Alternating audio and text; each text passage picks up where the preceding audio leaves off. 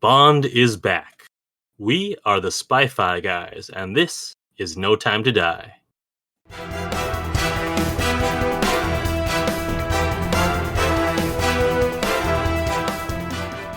Welcome to the Spy-Fi guys, where we cover spy facts, spy fiction, and everything in between. I'm Christian. And I'm Zach. And today we have a special Dead Drop episode for you covering the 25th James Bond movie, No Time to Die. That's right. And as always, it will be full spoilers. So if you don't want to hear any spoilers, hang up now. We are not stopping this freight train. Or perhaps I should say, we are not stopping this Aston Martin. There is a train in the movie too. Although it does not feature any big action scenes, surprisingly. We have a guest today, a familiar guest if you listened to any of our, aside from Hunt for Red October, any of the other Tom Clancy movies, and also not our James Bond draft. We have Lance. Hi, everybody. Congratulations on your win, Lance. Thank you. Thank you. I promise to win with dignity. Sure. Mainly because I'm afraid of Sarah. Sarah and her wrath. That's fair. Exactly. Enough. Lance and I were lucky enough to go to a special screening of the movie, an early screening that happened simultaneously with the premiere in London, thanks to our good friends at the Spy Museum. Zach had a ticket but was unable to go, so me and Lance can give sort of the perspective of being there and then not being able to talk about it for about a week and a half until the rest of the US had seen it. Was there anything special at the screening itself? Any special events? Well, we did have a special greeting from Daniel Craig. That's right. We had that. That's cool. I didn't get any special greeting from Daniel Craig. And I think that was just for that premiere because I went and saw it again over the weekend because there's just so much in the movie. There was no special Daniel Craig moment. I need to rely on you for, actually having, because I guess Zach, you've only seen it once, right? I did, but I saw it recently, so I feel like that should count for something. Enough. Yeah, true. So this time, we will not be doing a detailed plot synopsis. We will do a more general plot synopsis because the movie is almost 3 hours long and there would be too much to talk about. Yeah, so it'll be a little more free form today. So, we'll talk about each scene, but I'm not going to go through every single plot point. Broken into sort of different chunks of the movie, and we can just talk about what we felt about in all those different areas. All right, so do we have a synopsis? Yeah, we do. Here's the IMDb synopsis. James Bond has left active service. His peace is short-lived when Felix Leiter, an old friend from the CIA, turns up asking for help, leading Bond onto the trail of a mysterious villain armed with dangerous new technology. And that is not correct. He is living a peaceful life, and then Felix shows up at his door one day. Yeah, because it was 5 years later. Yeah, after a big fight scene. I mean, we do see him in retirement, and it doesn't start the movie that way, but we get to him at that point, and he's seemingly living a peaceful life, although he still has guns around him. Yeah, he has a peaceful life that is shattered twice in the space of about 5 years. Yeah, let's talk about the pre-credit scenes first. So this is the first time we've had a flashback in a James Bond movie, I think. As far as I can remember. Yeah, I don't recall any either. So we get a flashback to Madeline. Now, for those who remember Spectre, there's a scene where Madeline's on the train with Bond, and Bond's trying to teach her how to use a gun, and she tells a story about how her dad kept the gun under the sink next to the bleach, and how a man tried to come to kill him, and we don't hear exactly what happened, but we get it here that she, first of all, the hitman killed her mother, which we didn't know. That's right. And then Safin, who we find out that's who it is, she tries to kill him with a gun, and then she gets stuck under the ice, and he saves her. I would like to know how he survived getting shot 6 times with a handgun and is perfectly fine. I thought he was going to be like Wolverine, some kind of super soldier who could regenerate his body. That would be a tough villain for James Bond to defeat. Uh-huh. To get a little bit technical. Yeah. I guess that's my job. I kind of had a feeling that he had some type of Kevlar underneath his jacket, because when she shoots him, especially at that range, I mean, there would have been blood splatter all over the place, and there wasn't any. So to me, it would make sense that the vest would have absorbed whatever shots that he had taken. But still, feel like that he got the wind knocked out of him. Oh yeah, I mean he took like Zach said, he took like 6 rounds almost center mass. That's gonna hurt. Yeah, so that's why he fell over, and then that's why he, and then like he is alive. Exactly. Yeah, this beginning was almost like a horror movie beginning where they keep shooting Jason and he keeps getting back up, and then Jason is nice and saves her at the end. So it doesn't really make a lot of sense. Yeah, so after that, we go to Matera. Well, first we get a beautiful shot of the Aston Martin DB5 just driving. Like, I loved the car in general. And then, Zach, here, because me and Lance noticed this, but I'm wondering if you did. And I'm guessing you probably didn't. Did you notice any musical cues during that driving scene that were familiar? Was it just the James Bond music? Because I did notice that a couple times. No. Then, in that case, no, I did not notice. All right, for our bigger James Bond fans out there, they had, if you didn't hear it, there was a reprise of All the Time in the World from On Her Majesty's Secret Service during, like, when they're driving. Just on the one hand, say, oh, Bond's having a happy life, and then also just get your cockles up because something's going to happen. Yeah, especially if you're familiar with the movie, especially when they're driving in the car and they're in a hurry to get somewhere. And he even says the line, we have all the time in the world, don't we? He does. And as soon as he said that, if you're familiar with On Her Majesty's Secret Service, that is very, very foreboding that bad things are about to happen. Yeah. I would not say that I'm very familiar with On Her Majesty's Secret Service. I've seen it maybe twice. I remember he wears a kilt. I remember the skiing. I remember he gets married and his wife dies, which I feel are the important parts. I do not remember the music. Oh, Zach, my sweet summer child. I never claimed to be a super James Bond fan. That was you guys. Anyway, so if I could bet you, I would. Bond visits Vesper's grave and it blows up. And okay, I have a question about this. Yes. How exactly does the bomb at Vesper's grave work? Please explain this to me. Did Spectre just have it there for years and years and years waiting for James Bond to show up so they could set it off? Probably. Well, probably not, because I thought it was a very, very early on emotional moment when Bond goes up to Vesper's grave. And, all the way up through this moment, he's always been James Bond. He's always been James Bond, but he's been very angry towards Vesper. Every time Vesper's name gets brought up, or so on and so forth. Especially in Quantum of Solace. Especially in Quantum of Solace, but even at the end of Casino Royale, I mean, his line is the bitch is dead. The whole thing about that whole scene when they're at the hotel room or whatever. And they're talking about leaving the past in the past and moving forward. And he writes the little note, and then it's not until he actually gets to her grave where he goes to light it, and he had written down "Forgive me." Mm-hmm. I thought that was a big emotional moment for Bond. It was nice to see it. Yeah, it was. But I think going back to your question, Spectre in particular, Blofeld. Like he mentioned later on, he always knew at some point in time Bond was going to go back to her grave. So he's probably had somebody, there, waiting for him to show up all these years. And so he gets into town. Spectre is going to know that he's there.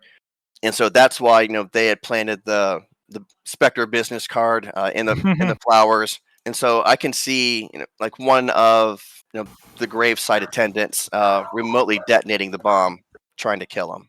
Yeah, I like your explanation, Lance, of they had guys in the area when they see a very distinctive looking Aston Martin drive in. They're like, oh, it's James Bond. Go plant the bomb. Go plant the card. Go plant the assassins, etc., etc. Spectre is a league of super spies. It's not exactly beyond their capability.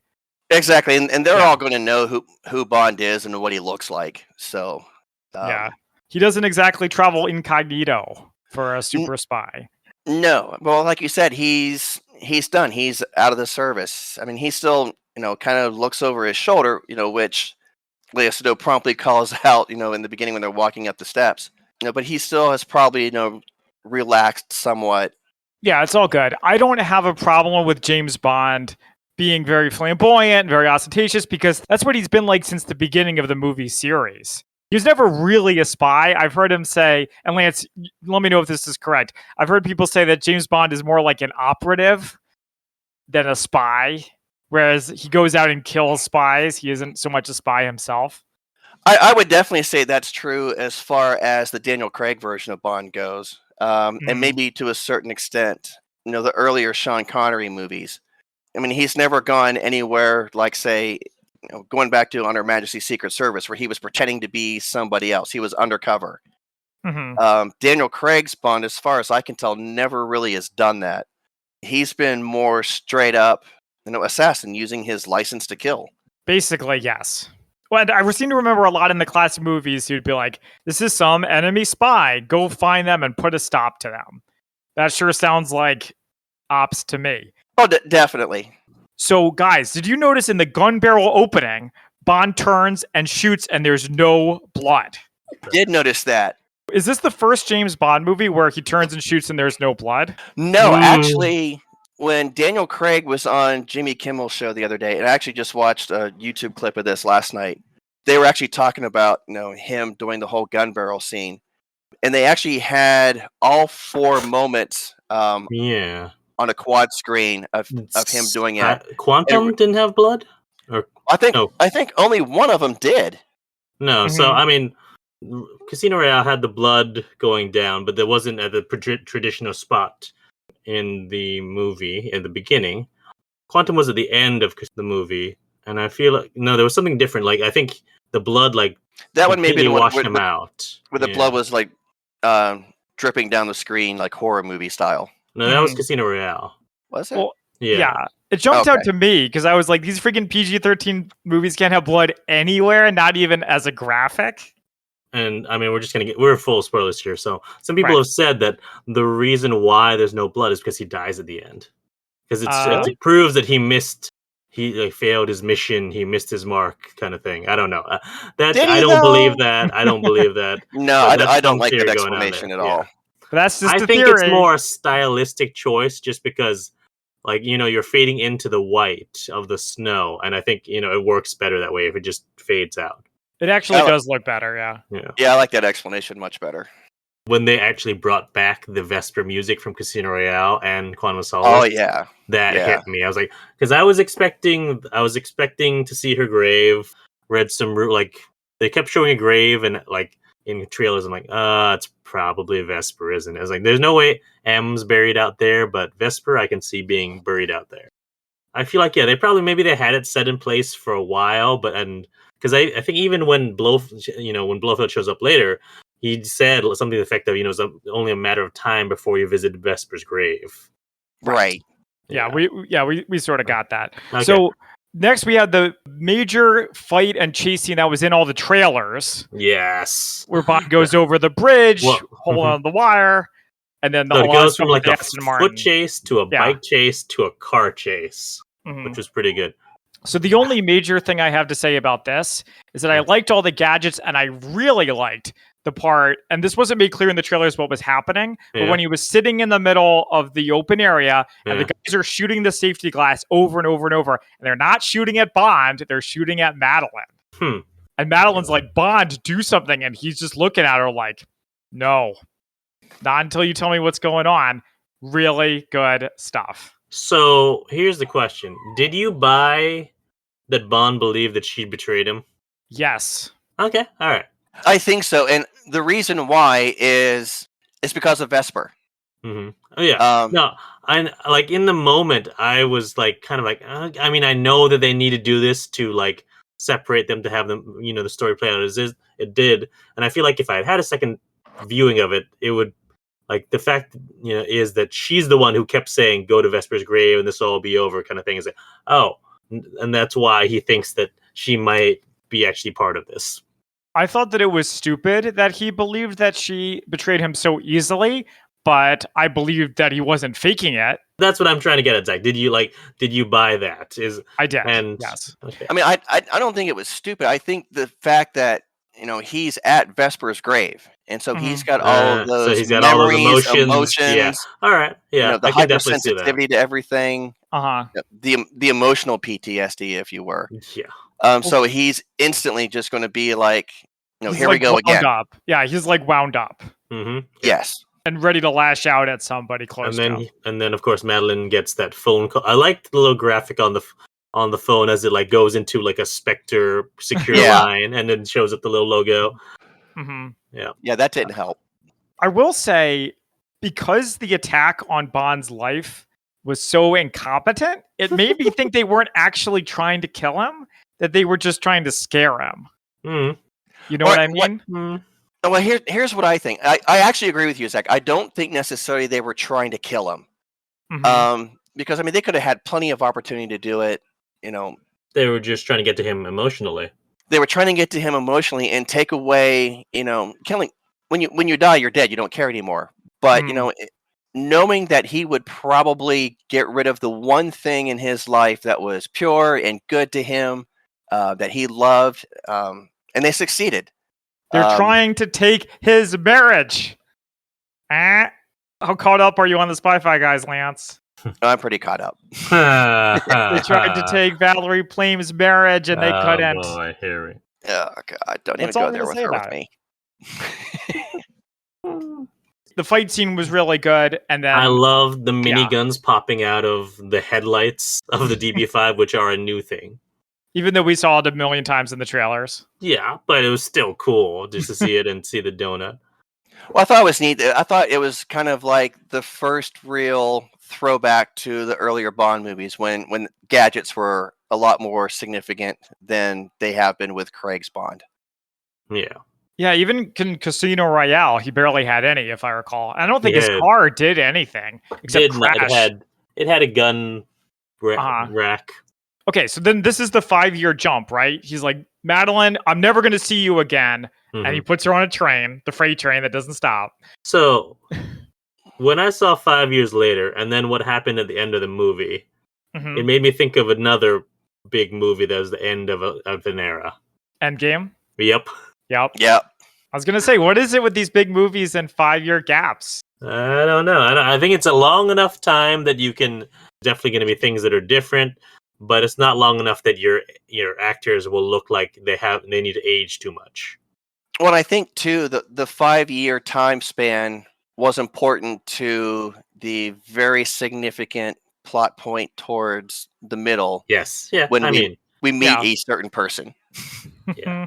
Then there was also, before we get to Bond, though, we see like this little break-in happening in the lab. We meet the very goofy scientist who I do not remember his name, but he was like in his whole other movie. That was hilarious to me. I liked how he was so willing to go along with whoever happened to be holding his hand at that moment. So he's in Jamaica. He's basically... Because where else would Bond be? Living like Ian Fleming at this point. Like Ian Fleming's dream life. So what was the Daniel Craig movie where he quits and then they have to bring him back and he's doing the drinking contest with the spider? Skyfall? Skyfall. Okay. Yeah. So I was kind of a little bit like, come on, guys. We've seen this already. Yeah, but he was only gone for like a few months in Skyfall. This is 5 years. 5 years later. 5 long years later. The only thing that could have made his retirement more perfect is if he actually was staying at GoldenEye in like Ian Fleming's old, villa. Right.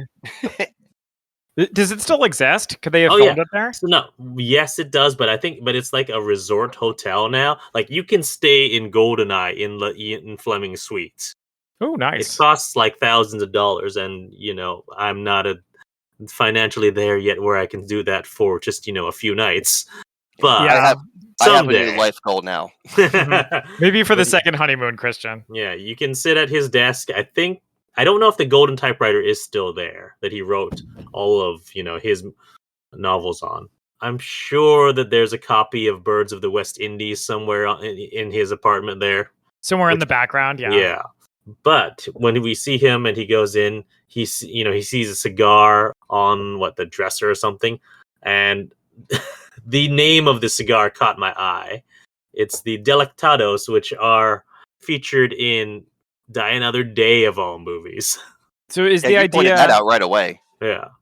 So is the idea that Felix is the one who smokes cigars? Because I do not remember Felix smoking cigars in previous movies. He did in Quantum. Yeah, only in the Daniel Craig Bond. Well, universe. Yeah, but only in the most forgettable Daniel Craig one. Oh, but you know it's true. By the way, I know you guys hate the James Bond codename theory. No, shut up now. Don't even go there. But what about the Felix Leiter codename theory? No. Same. That's stupid Same thing. too. Why is it stupid? There's less evidence undermining it. No. It makes as much sense as the codename theory, which is 0. Okay. And plus, too, I mean, to dispel the codename thing, like even in Skyfall, when they go back to his old house.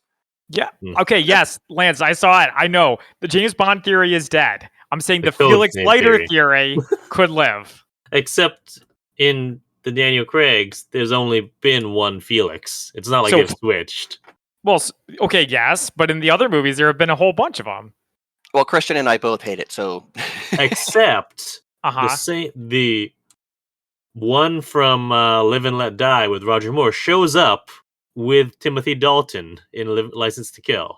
Okay, what's wrong with that? Like he plays Leiter for 2 different James Bonds. I don't know. It just makes. And plus, don't. I mean, if you want to go there with the first Timothy Dalton movie, at the wedding, when Della marries Felix. The second Timothy Dalton movie. Was it the second? Yep, that's License to Kill. Oh, yeah, you're right. I'm sorry, my bad. And James is like, I've quit smoking or whatever. And then she goes to throw him the bouquet, and he just kind of like gets sullen for a minute and drives off. And then Felix explains that, and if it was just random new guy Felix, you probably wouldn't know that. Yeah. There it is. Yeah. You know what? And all right, fine. And why would new guy Felix have Bond be his best man at his wedding? Yeah. Wait, no, but that is the one who's been the previous Felix before. Okay, we've already spent too much time on this. I just wanted to put it out there. And you were answered, and it's a terrible idea. All right. Okay. We meet Nomi, who is let's talk about her. New 007, and I thought she was great. Like I loved definitely the quick change of like, all right, like just how her her accent changed, her body language, it changed entirely once she takes off the wig that she has on and goes from being like Jamaican bar girl to badass 00 agent. Yeah, definitely. Yeah, no, she owned that role for sure.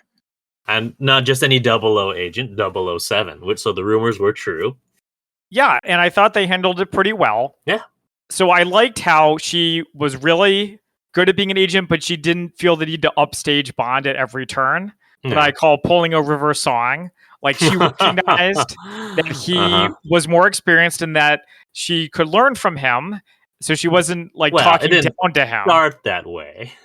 There's a little bit of friction between them, which is totally understandable under the circumstances. And Christian, as you may recall, when we first talked about her being the new 007, I said they should have retired his jersey. How many times has he saved the world? But then they addressed that in the movie and they were like, yeah, Bond, you are just another brick in the wall. And it seemed totally legitimate, like the kind of thing they would absolutely do is be like, he's left, we're just going to replace him and we're moving on.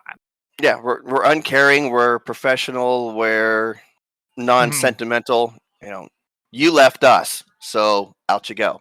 Well, they're non-sentimental when he chooses to quit. When something else happens to him later in the movie, they are sentimental about it. But in that case, it makes sense.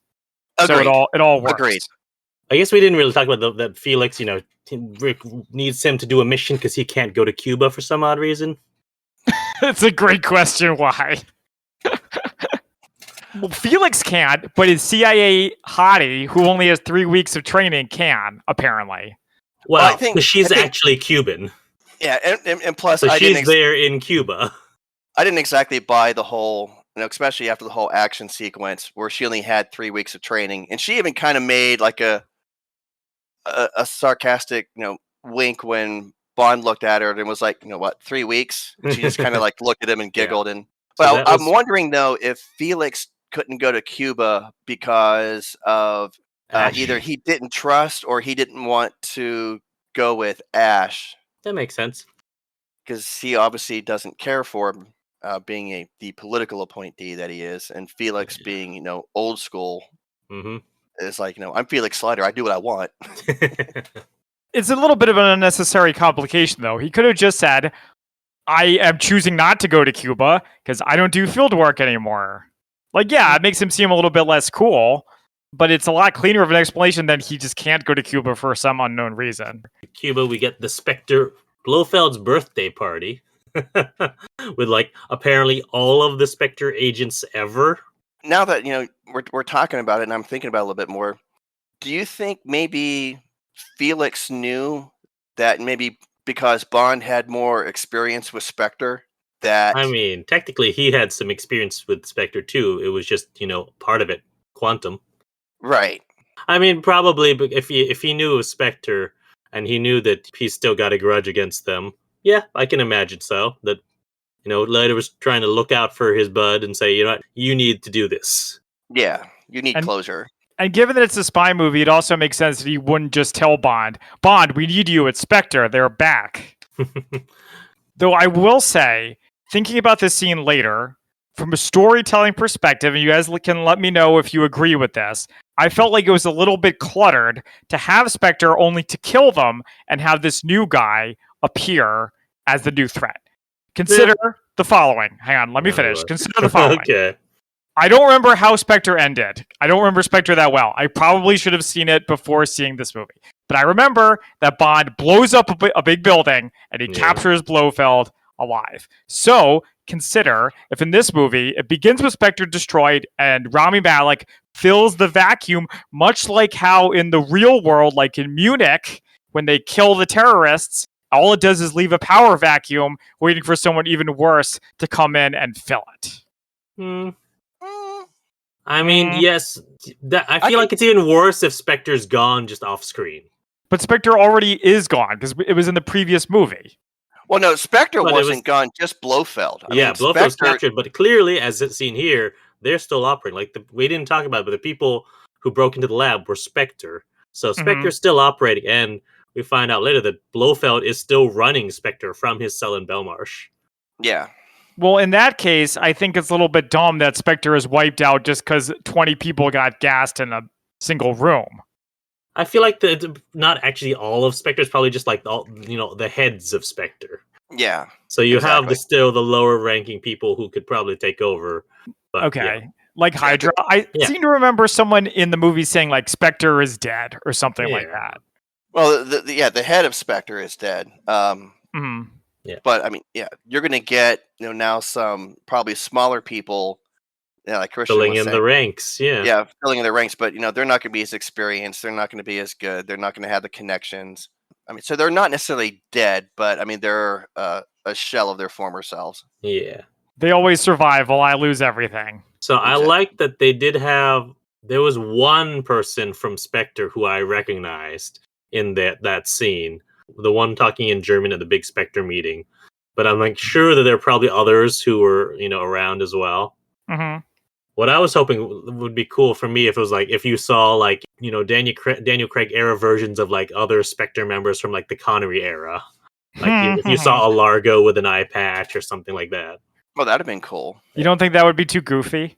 It depends on how they did it. If they didn't like focus on it, but you could like with like a bunch of other stuff. There's a guy with an eye patch in the background and standing next to a short Russian lady. Yeah. Mm-hmm. Yeah. It could be subtle. It doesn't have to be over the top. Mm-hmm. I admire that. So also in this scene, I know we already talked about Ana de Armas a little bit, but a little bit more about her. So first of all, I saw her dress, her very, very sexy dress, and I imagined Sarah's head like exploding somewhere off the western seaboard. Okay. I'm not going to lie. Sarah wasn't my first thought. Okay, thank you. But anyway, so do you think this character was like a compromise with the feminists where we'll have this sexy chick, but James Bond doesn't hook up with her and she shoots a bunch of people and kicks a bunch of people in the face? I don't think it was a compromise because I mean, the way Daniel Craig's Bond is gone. I Think can about see that it. before you. Yeah, actually, now that I'm thinking about you're it, like, no, there like, have been I'm like, no. disposable women, I was sadly. like, Mhm. I'm like, no, that one was disposable. Okay, no, maybe that one too. I mean, at okay, least so I take it all Monica back. Bellucci didn't die. She No, just she had didn't a die. very small role. Yeah. Mhm. Daniel Craig actually in an interview he said that he doesn't want any more Bond girls, basically, like that. So I think Paloma was his. I think in a way a compromise, but also just sort of an evolution of the Bond woman. This is from me as like, all right, there's nothing wrong with a woman in a sexy dress. Being sexy is not, I think I know where you're the going with enemy of feminism. Feminists can still want to look good. Oh, I agreed.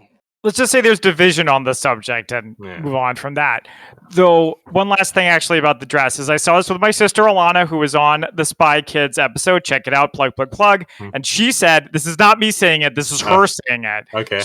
Anna would have had at least one nip slip during that fight scene. God. No. Again, that is not me saying it. It did not occur to me.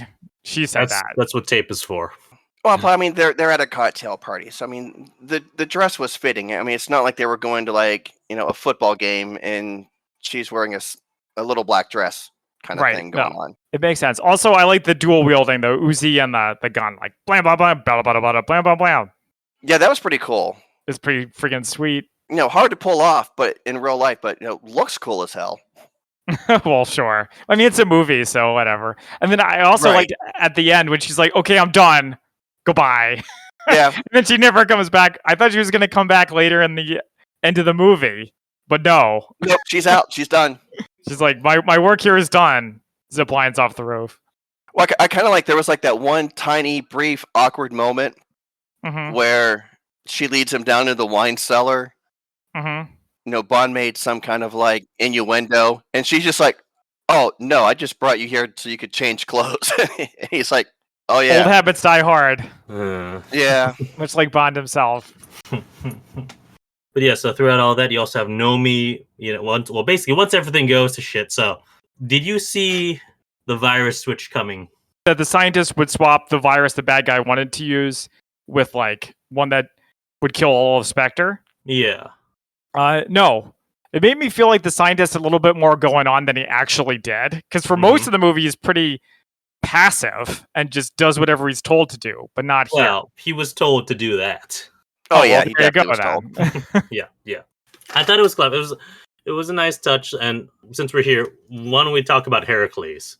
So, I know this is written pre-COVID, but I could only think about COVID when Heracles came out. It's like, I think I described it to my sister as, basically, this is like, weaponized, targeted COVID. Yeah, pretty much. I mean, especially with how they were going on about how easily transmitted it is. I mean, like in the one scene later, when Bond and Madeline are in the prison with Blofeld, since we're definitely spoiler free here, all he did was grab her wrist for like 2 seconds, and that was it. I'm slightly unclear at if it's passed by touch. Right. Well, it's revealed that it's nanobots. It's not actually a germ weapon. It's nanobots. So it's passed by touch. And I guess we'll get to it when we get there. My question about what Safin's plan was. Don't talk to me about Safin's plan. Oh my gosh. But we'll get to it. Yeah, I think I kind of know where you're going to go. But yeah, I don't know about you, Lance. I did not really think of COVID per se. I feel like there have been other germ or bio weapons in James Bond before. And if not James Bond specifically, then certainly lots of secret agent or action movies. I honestly didn't think about it at the time, but when Christian mentioned it after the movie, I was like, oh yeah. Throughout the whole, Spectre party, or when it all goes to shit, we have Nomi coming in and like trying to take the scientist, and I like how there's a little back and forth between her and Bond, just sort of like who's going to actually end up with the scientist. Then we go to like the boat. I knew Ash, there was something off about him the whole time for me. I was like, there's no way he's not a traitor. Oh, the American guy who smiles all the time? Yeah. Yeah, he's too pretty to be a spy. He has no rugged quality about him. He was very underutilized in this movie, I felt. Yeah, I mean, and then he killed Felix. This is the first time we've had an actually dead Felix, as opposed to just a mostly dead Felix. Yeah, and not eaten by a shark, Felix. Yeah, he was pretty dead. I will say that. Sort of like in the movie Serenity, I like that it upped the stakes. Like something of consequence is actually happening. Oh, so guys, I have a quick thing that I wanted to say. I have it in my notes, but I forgot to say it at the time, which is I like how the villains plan in the beginning when they're trying to kill James Bond is release the sheep into the road. James Bond won't run over sheep, not even to save his own life and the life of the woman he loves. Well, that was a lot of sheep, though. Yeah, another theory is he can't run over the sheep because it'll get caught up in the Aston Martin's grill, and then it'll stop. It'll just be dead sheep everywhere. All I heard was dead sheep everywhere. Okay, sorry for distracting us. We're still on Felix's death. Yeah, like I had a feeling that he was gonna die for some reason. I don't know why. But so just saw the gunshot. Oh no, this is not good. Yeah, there was something which very is a shame foreboding. because like he was a great Felix Leiter. He like so I tried not to watch too many reviews or anything about this before we actually record this podcast because I just want to to affect how anything we said. Right. Probably a good decision. But I did end up watching a bunch of interviews with him, and so like he talked about how in the casting for Casino Royale, they said, "Oh, they want you for maybe some like CIA agent," and he was who said to his agent, "Wait, CIA agent? Is this Felix Leiter? Because if so, I'm in." So he's a big fan from back in the day. He said like his model was like the Jack Lord from back at Dr. No. Yeah, the Jack Lord Felix is probably my second favorite Felix behind Jeffrey Wright's. Because in the Roger Moore ones, he kind of had that campy. Well, he only had aloof. one Felix in Live and Let Die. Yeah, but it just wasn't somebody that I would expect to be a top-notch CIA agent. Yeah. The Bond's equivalent almost. Yeah. But yeah, with this film, Jeffrey Wright, it becomes the longest-running Felix Leiter actor with 3 different movies. Oh, nice. Yeah. A long period of time, too. Yeah. Well, I mean, because Daniel Craig was Bond for 15 years, basically, but sadly only 5 movies. Yeah. Yeah. It sucked that it seemed like he was going to survive for a minute there. But then I also like that he sacrificed himself to save James Bond. Mm-hmm. That's always a nice emotional catharsis. Say goodbye to a character rather than just have them die suddenly and violently and pointlessly, which is often the case. Like with Mathis in Quantum of Solace. Yeah. Yeah, whoever that is. Going back to Felix's death for just one more thing. I told Lance, after the screening, if you watch this death and watch Vesper's death and his reaction to both is very similar. Like he's there floating and you see just the body floating and falling away backwards and he's just furiously swimming trying to, and pissed off and angry. Yep, that's the way James Bond reacts to everything. But the framing of it, the shots was very similar as well too. So yeah, when they had him floating down towards the bottom of, I'm guessing the stern of the ship. Yeah, it was very reminiscent of when Vesper pushed herself away from the elevator doors. Yeah. So the 2 people he's cared about probably, or 2 of the 3 anyway, that he's cared about most in his life, have all died too. She did. She didn't drown, but there was water nearby. There was definitely water involved. M didn't necessarily sacrifice herself for Bond. She just she was killed. But yeah, so we see Bond go back to London, and he says, "Zach, did you recognize this car?" Go on, Christian. I'm not into cars. Yeah, but we definitely just covered this. Little was behind it the the scenes. One from the Living Daylights? The one from the Living Daylights, the Aston Martin V8 Volante. Cool. I mean, it just looked like an Aston Martin to me. I don't know what to tell you. They look, I'm not into cars, and I will make no apology for that. You can take my man card if you like. You can keep your man card. I'm just going to take your, person card. I see how it is. Yeah. We see him, reunite with M, Moneypenny, and Q. So it may be, I don't know if we're going to do favorite quotes, but confronting M, and M just keeps going back to the bar, in his office and getting more and more scotch. He's like, "My, aren't you thirsty?" Yeah. Something to that effect. Yeah, M was really pulling a Don Draper in this part. So something interesting here is that it's revealed that M, if not personally, at least was tangentially involved with the creation of Heracles. Mm-hmm.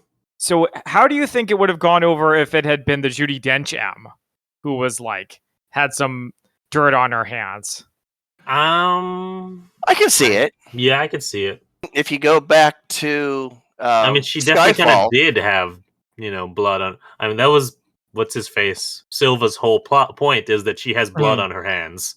Yeah, she could be, cold and calculating as that position would need her to be. Yeah. So, I definitely can see I can see her doing it, but I also think that it was a terrible idea. A horrible idea.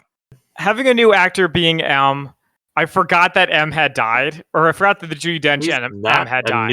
This is his third film. Relatively new, then. Not Judi Dench is what I'm getting at. Not Judi Dench M allows him to be a little bit rougher around the edges. Okay. And almost seem kind of villainous a little bit. But on the other hand, I could also buy that Judi Dench M would be like, I do what I had to do to save this country, 007. Are you sure you're not just, carrying over some stuff because he played Voldemort? No, I don't really see him as Voldemort. I see him more as John Steed. All right. So I love when he reunited with Q. Mm-hmm. I'm trying to. I know he reunites with Moneypenny. Is it just outside, just in MI6? I don't remember actually. I don't think he first reunites with Moneypenny. They went when they were at MI6 headquarters. He sees her. Yeah. And they had that. And then she goes to him after the meeting and saying, we need to do this. You need to hear about this, basically. Right. Yeah, that's right. Moneypenny is basically M's, executive assistant. So she knows that there's something going on. Yeah. But I love that we see Q's house. The cat, the hairless cat. Here's the thing: I've never actually seen a hairless cat that wasn't just skin colored. What other color would it be? It was black. I don't remember that. Right, Lance? Yeah, I think you're right. So I was like, I didn't realize they came in other colors besides skin colored. Well, that kind of goes along with Bond's lines, they make these with fur now. So Bond shares my opinion of hairless cats. Yeah, I feel like the only people who like hairless cats are people who have them. Because Carolyn likes them and doesn't. We do not have one, and you're not getting one. Okay, then. Nope. Also, I guess this is the revelation that Q is queer. It's a very I wish they had done more. There's a dropped line that when he's he's expecting someone for dinner and drops that it's a he. He's expecting a gentleman caller. Yeah. Okay, yes, that's progressive, but don't just say that. To have them actually do something. But they didn't try to overplay it. It was just okay, Q is either bi or gay, and it is what it is. It's not significant. I just wish that you would have actually seen maybe just get a cut scene when he's going doing something else and he actually gets to have his date, that we see him on the date, rather just something that could be cut out of the movie if in say Russia or some other country where they're not gonna, they don't like that sort of stuff. Yeah. Or even better, what would be funny is if Q's doing all this stuff, and then his date shows up early and Q opens the door and says not now and shuts the door back in his face. Something like that. I would want him to actually see, I want to actually see him on the date or something instead of just saying, just the drop line. That's all I'm saying. But I think the reason why it is just the one easily dubbed over line is for exactly the reason you said, Christian, is so they could change it if let's just say less accepting audiences. Yeah, and so we also have, since the opening, we get the first appearance of Safin, and he's going to see a psychiatrist, who turns out to be Madeline, and also we find out that Madeline is Blofeld's psychiatrist. Why would she agree to that? This is actually a conversation that I had after seeing it the second time. Uh-huh. My personal opinion is that obviously she has some involvement with Spectre, granted through a passive way. Yeah. And so, it could be that the British government, MI6, were like, look, you're the only person that he's willing to talk to. We need you to talk to him. And if you don't, well, you're going to prison. Oh. Wait, Madeline would go to prison? I'm sure they would find something. Because she has ties to Spectre. That's why she'd be doing this. Interesting. Because they would let it know she's like they mentioned in the movie, a daughter of Spectre, and that's all that would need to be released for her life to become a living hell. So for a second there, I thought that they were going to reveal that Madeline was Blofeld's daughter because she says that her dad worked for Spectre, and then it could be like some kind of crazy Freudian Oedipal thing where Bond is almost literally sleeping with the enemy. I don't know, because they made it very part of the story that, she was Mr. White's daughter. Was that in an earlier movie that I just forgot about? That was also in Spectre. Yeah. I should have watched Spectre again. If you go see the movie again, you'll have to watch Spectre beforehand. That way you can catch up on all this stuff. Yeah, that's an idea. But anyway, I thought her being Blofeld's psychiatrist, I didn't like it. It made the world of the movie really small. But you know what? I can see Blofeld making, not the request, but having the condition that if he's going to talk to anybody, he's only going to talk to Madeline, mainly for one, like I said, they considered her a daughter of Spectre, but also a way to be like one huge dig against Bond. Yeah, I wouldn't be surprised if Blofeld saw talking to her as a way to like find out information about Bond, or like get under Bond's skin in some way, like get some kind of advantage from it. Yeah, because he probably figured out that at some point in time, Bond's going to realize that she's talking to him, which would even further go towards him trying to convince Bond that she was the one that betrayed him, and so on and so forth.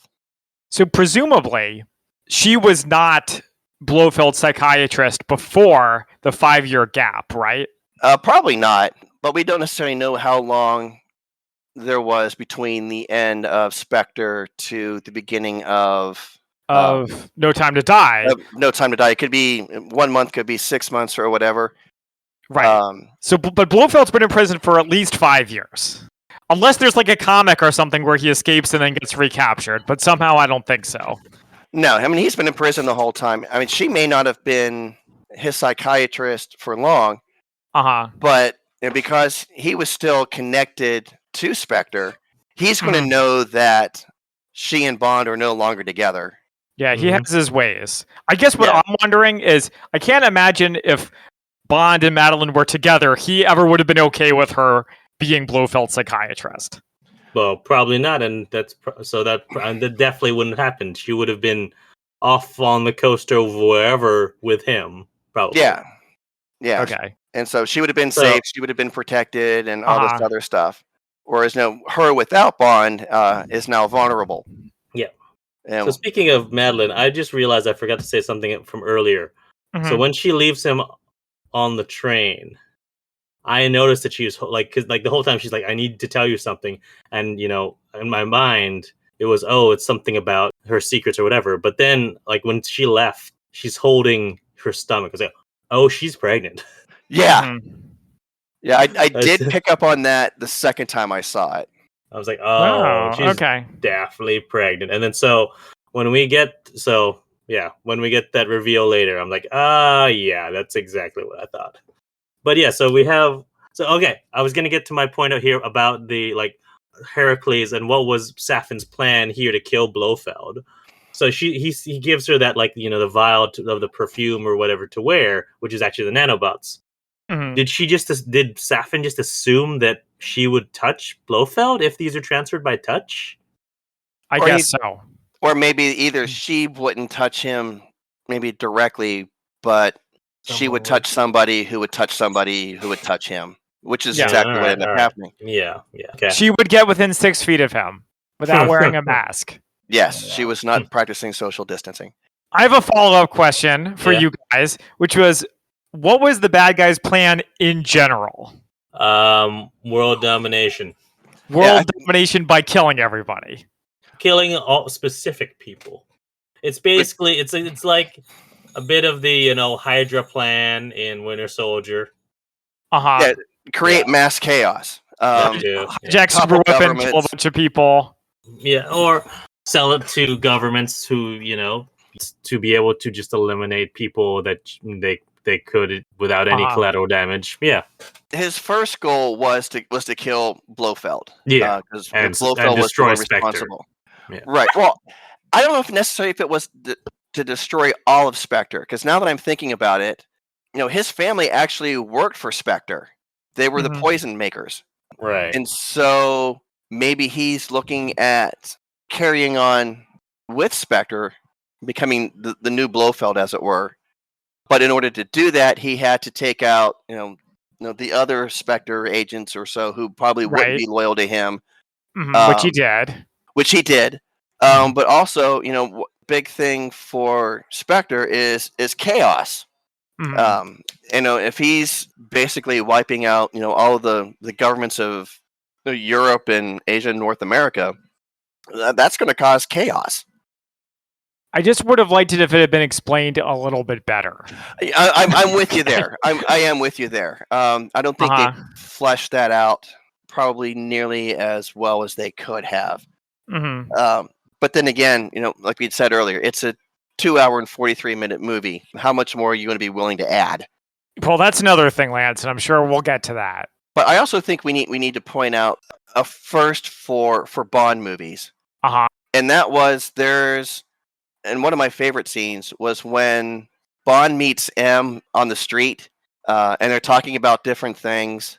M's like, well, how did you know? Who are you working with? And Bond kind of looks at him knowingly, and M says, "Oh, for fuck's sake!" Oh, that's the first F word, in the Bond. But it wasn't supposed to be. Yes. Interviews with Daniel Craig, he said his big selling point for becoming James Bond was when he was shown the script for Casino Royale. The scene in the casino when he orders a vodka martini, and the bartender looks at him and says, "Shaken or stirred." His original line was supposed to be, "Do I look like I give a fuck?" Yep. But they changed it to, "Do I look like I give a damn?" And supposedly, according to Craig, that was his big sell point to becoming Bond. Yeah, when M said that, I was like, oh my god, he actually literally dropped an F-bomb. Well, they're allowed to do that now, but God help you if there's any blood in that movie. Well, in PG-13, you get one F-bomb. And there it was. As it goes, yeah. There is the little subtle sting of the On Her Majesty's Secret Service theme throughout that scene on the bridge when they're talking together next to the Thames. Okay. It's so rare. I don't think it's ever happened that the score has actually referenced another James Bond movie. But not just another James Bond movie, but one that's with a completely different actor. I think they kept the original Dr. No riffs here and there throughout. Oh yeah, that's basically just the James Bond theme at that point. Yeah, there's no subtle hints to the Living Daylights song by Aha in any other movies, which is a shame because Aha is one of the best bands ever. Also, I love we just talked about this, but I love all the secondary themes in that are just like the 80s music, like "Where has everybody gone?" Yeah. Yeah. Yep. Sorry, Zach. No, it's okay. But actually, as long as we're talking about this, what do you guys think about Madeline as a character? I thought she was better here than in Spectre. So much better. Because she was basically just, in that movie, she was very, cold and trying to be, aloof, and then all of a sudden they're in bed together and then she loves him. Here, the direction, I feel like, was much better, and Léa Seydoux was actually able to use her acting talents to actually show chemistry with Daniel Craig as opposed to Inspector. Who's about 15 years older than she is, but she's only 2 years younger than Vesper's actress is. The age gap seems a little bit bigger, but here... That's because he looks older, because he is. He looks very weathered in this movie. Yeah, he was only, what? 38? 30, no, if he's 51 now, so 36 when he first did Bond, and then... he was 38 when he was cast. Yeah, and Vesper, according to her grave, was like in 20s. 23, 24. She's 23, which she seemed older than that in the movie. I would have thought she would have been older than that, like maybe late 20s, like 27 or 28 or so. Mm-hmm. How old was Eva Green when they filmed? Let's take a look here. So when did they film? 2005. Oh no, it released in 2005, but so I guess or 2006 rather, but they filmed in 2005. Well, it's easy to know because she was born in 1980, so she was 25. Oh. Yeah, so she was only 2 years older than the character. Mm-hmm. But still much younger than Daniel Craig. Okay, my opinion on Madeline, not that anybody asked, was that I don't feel like she had very good chemistry with Daniel Craig in either movie. They got along fine, but I didn't buy that they were like so in love. And it's more that I didn't buy that he was in love with her rather than vice versa. So, again, not saying anything about the actors. I'm just saying it didn't feel authentic to me. I definitely think that he had more of a chemistry and connection with Eva Green and Vesper, both of them. I would sort of reiterate that I think her character and the actress was much better served in this film than in Spectre. Okay. I would agree with that. Yeah. Well, I guess we're here. So yeah, Blofeld dies. What? That surprised me. I mean, in one way, I was not expecting, but on the other hand, I was like, this is Craig's last film. I don't know what they're gonna do at the end, but I feel like they're probably gonna reboot after this. So yeah, just go ahead and kill everyone. Apparently, I definitely thought that there were like gonna be no mentions of the whole brother thing. I thought they were just gonna throw that out and say, no, we're just gonna ignore that. But they went back to it. I was like, that was kind of shocked that they mentioned it again. Yeah. And also, here's the thing about Spectre that, revealed to me that most of apparently the U.S. does not know the difference between foster brother, step brother, and half brother. Yeah. Because everyone kept calling, Blofeld, his half brother or his step brother. It was like, no, he was a foster brother, and very loosely at that. Bond's parents were both killed at the same time, so it's not like one died and the other remarried. Yeah, no, it's it was the son of the guy who fostered him. I guess there was an official, like, we did see that thing, the Inspector, the form, this was official like foster parent form. So yeah. I guess yes, it was, but still. Yeah, my feelings on Blofeld is kind of like Spectre in general, that I said earlier, where I don't feel like he contributed that much to the movie, except to like divvy out plot points and talk creepily. So I didn't feel too much when he died. I thought he was in his 5 minutes here, better than the entirety of Spectre. Like I really like. I wanted, and whenever we get to Spectre, which we will, I wanted to like it, but I know that the director, I just don't think he wanted to be there, and so everything that it was not as good as it could have been. Yeah, I wish Inspector. I mean, I thought the actor played him well. I just wish, when I think of Blofeld, I think of somebody almost a larger-than-life villain. Right. Which is ironic because I feel like most, other than Telly Savalas, most of them have been like pretty small dudes.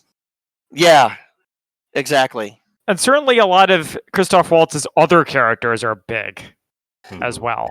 Though I will say, I like the way they killed Blofeld by having Bond have the virus on him and touching him, because they set that up earlier and then it paid off. Yep.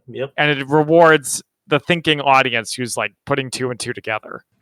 Madeline disappears and Bond knows where she went because it's her old childhood home. And of course, this is where we meet Madeline's daughter, Mathilde, who she says, is definitely not Bond's daughter, but of course it is. Come on. Yeah, I mean, the way, especially the way they broke up, I don't see her, getting an automatic rebound guy and getting pregnant by him. Yeah, who are you trying to fool? Though I would say, I felt bad for this kid, because people I find annoying in movies, little kids, also French people, a French little kid never had a chance. Wow. Monster. Wow. Monster. Sorry. Eval. I thought that she did a really good job. The actress from Matilda, and like she was definitely a kid, but it wasn't like Anakin Skywalker annoying. Yeah, having a little kid is hard. I think we talked about no disrespect to Jake Lloyd. He did not deserve all the hate that came his way either. Oh, but definitely like not. This was just the kid was there, but it wasn't given like trying to be cute kid lines or anything like that. She was there, and she was a felt 5-year-old, like a real kid. Yeah, felt like a real 5-year-old.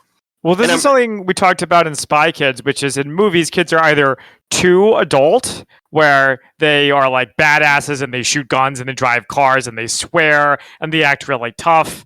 Example of that is the movie The Nice Guys, also Hit Girl, right? Or they're too kid-like, where they're whiny and they scream and they act really stupid all the time. So this movie avoided those. Matilda did neither of those things. Right. Yeah. And I'm pretty sure she told Bond that she wasn't his just for pure spite. Oh, ouch. Well, I mean, if you think about it, I mean, she knew she didn't betray Bond, and so she was. She was hurt and devastated that he was like, almost cold and emotionless. All right, get on the train, you're out. Yeah, I don't blame her for being mad at all. No, and so I can see her being a little vindictive in that, and to be honest, maybe rightfully so. So, so for those who are like, oh no, James Bond can't have a kid. Yeah, and he's like, oh, this is against Fleming, would be rolling over in his grave. Wrong. No. James Bond had a kid in the books that he actually didn't know about, now that I think about it. I assume You Only Live Twice? Yes, the ending of You Only Live Twice. Yeah. I assume James Bond has hundreds of kids all over the world that he doesn't know about. There's a distinct possibility. Not to mention James Bond Jr. And yes, Christian, I know he's not his kid. We've talked about this. No, he's not his kid. But I do have a soft spot for James Bond Jr. It was my ringtone for a long time. No, I don't have a problem with James Bond having a kid. It makes total sense. Right. Him settling down and becoming a dad is a slightly different story, but it's academic. We find out that apparently, so like he sent Nomi a lead to follow up on, and we find out that Ash is coming with him with a bunch of Safin's goons. They take their Range Rover out into the forest, and there's a Range Rover chase. Okay, so I have a question about that. Yes. Well, first of all, I have an observation, which this is like Jurassic Park. I kept expecting a raptor to hop out behind the tree. But also, why did they take the Range Rover and not James Bond's gadget-laden Aston Martin? So we don't actually know that this is... it's the same model, but we don't know if this has all the gadgets. Okay. Probably because there's no car seat in it. Alana said the same thing, but I thought the girl was too old to use a car seat. Or just not a very comfortable back seat. Like maybe Aston it had better Martins gas have like mileage. That too, yeah. Okay, I'm going to actually try to answer my own question here. Okay. And headcanon at that, there's only one road to this house because they're like in the middle of like the steppes in Norway. Yeah. So in order to avoid the bad guys, they needed to go overland, hence the need for an SUV. Okay, sure. Yeah, very good. I could easily buy that. Yeah. Maybe there's some deleted scene where she's like, let's use my God, James. It can go over the land. That's your French accent. I'm not good at accents. Wow. I never claimed to be good at accents. Lance, did you see this as a reference to For Your Eyes Only? When he kills Logan Ash. There's a car. He dumps the car on him? Mm-hmm. Yeah. We haven't covered it, Zach, but there's a scene in For Your Eyes Only where it's very similar. Like someone's pleading for their life, and in that case, it's a car that's about to go over the cliff, and Bond gets the information and then kicks the car off the cliff. And then he says, "I'm glad I got the drop on you." No, there's like no pun at all. Oh no, there was a pun, but I don't remember what it was. But it's like Roger Moore's like darkest moment as Bond. Yeah, I mean there was definitely no pun in No Time to Die. In fact, that was also, a kind of, an emotional moment when, Ash being, the American and calling everybody bro. He's like, come on, brother, help me out. And that's when Bond's like, I had a brother, and his name was Felix Leiter. And that's when he crunches him with the car. Felix. Yeah, I'm still kind of upset about that. Yeah. It was a sweet kill, though. Yeah. I liked that. And then Safin takes Madeline and Mathilde to his island, which... Gave me some Dr. No vibes, definitely. I mean, it's this classic James Bond to have a secret island full of henchmen.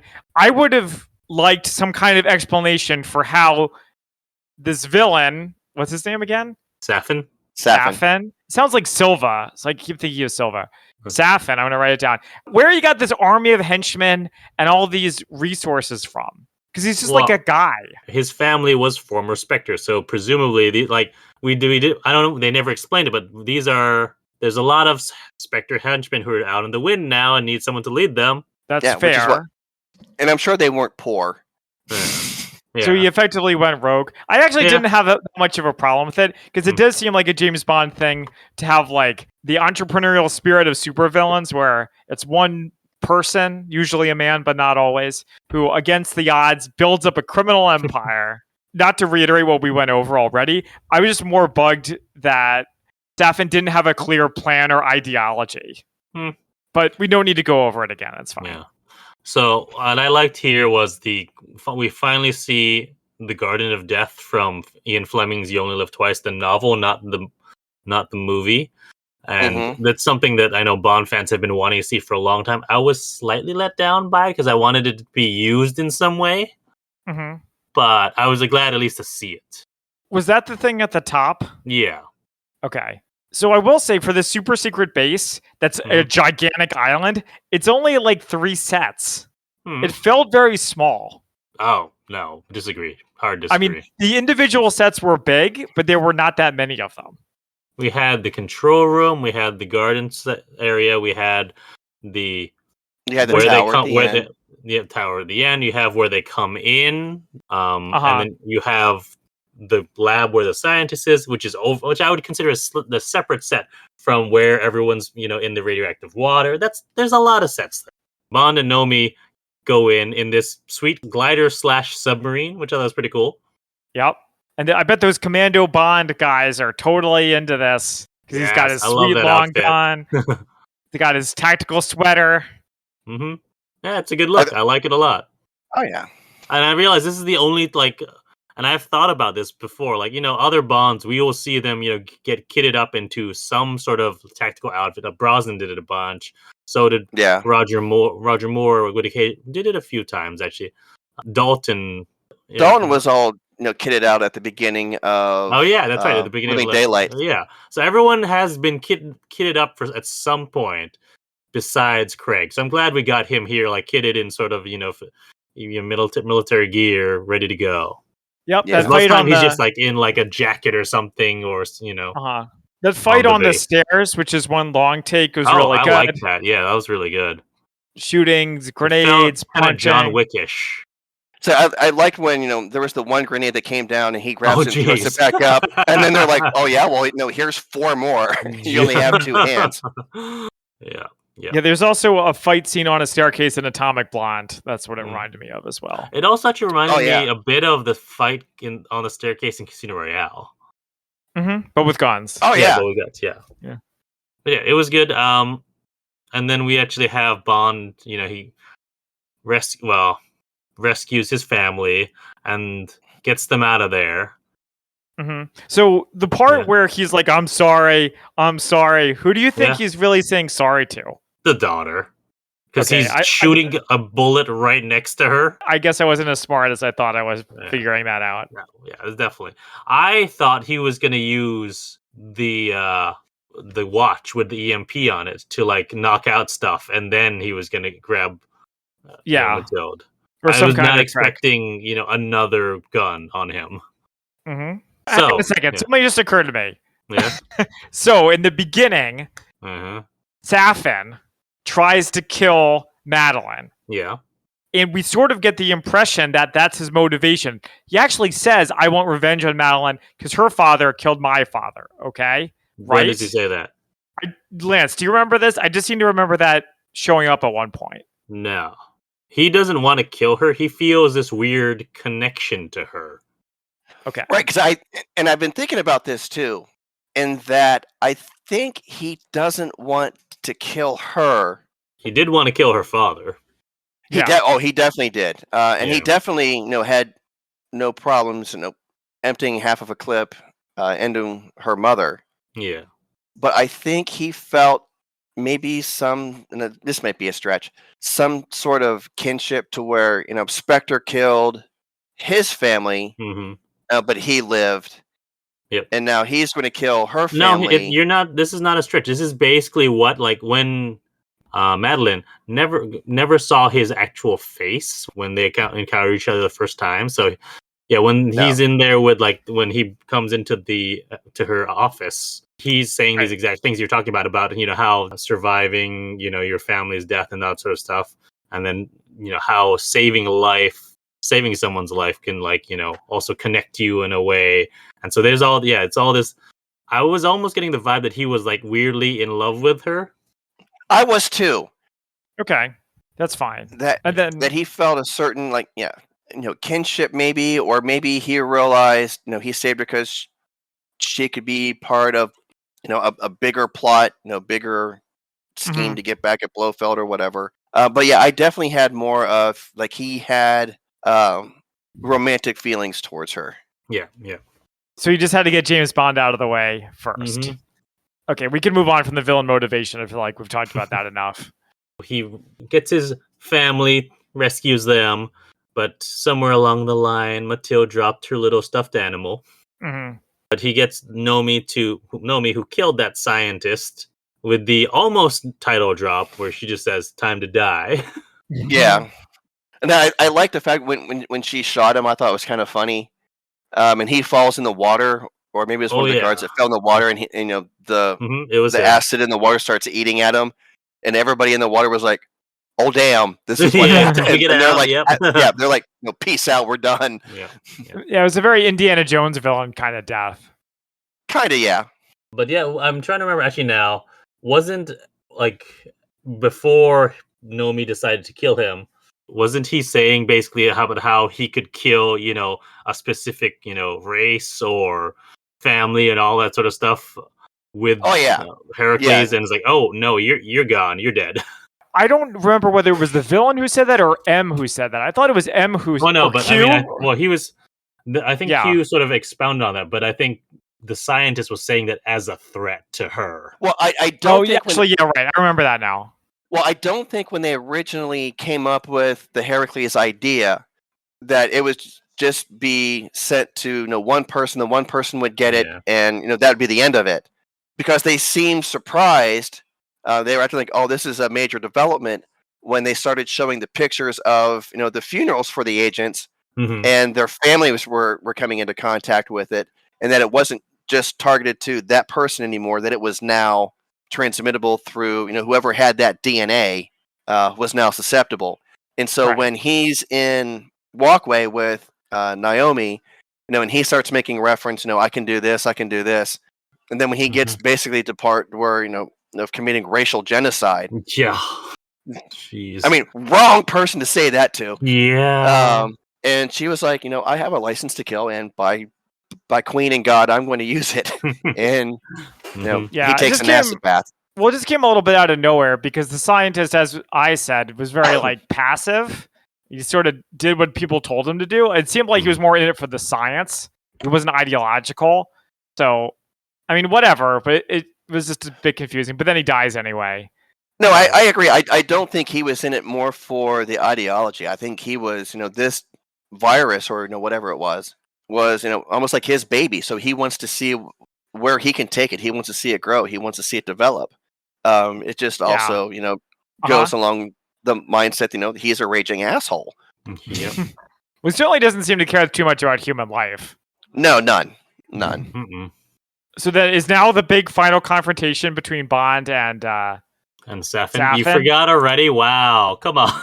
Remember, his first name is Lucifer, which is absurd. Yeah. I haven't talked about that. It's not Lucifer, it's Lucifer. Whatever. It has a different spelling. Yeah. So, guys, I have to say, this scene kind of made me laugh. Because I could not understand what Rami Malek was saying. Oh. It put me into like a coma. So someone needs to make like a YouTube video of just him be like, and then Bond just shoots him. And that's the end of the scene. I'm sorry. I don't want to make fun of Rami. He's a great actor. They just should have said, tone down whatever you're doing with the voice. What was he saying? What was he talking about? Please tell me. At which point? In the final confrontation when Bond has him like at gunpoint in the blood or poison garden. Yeah.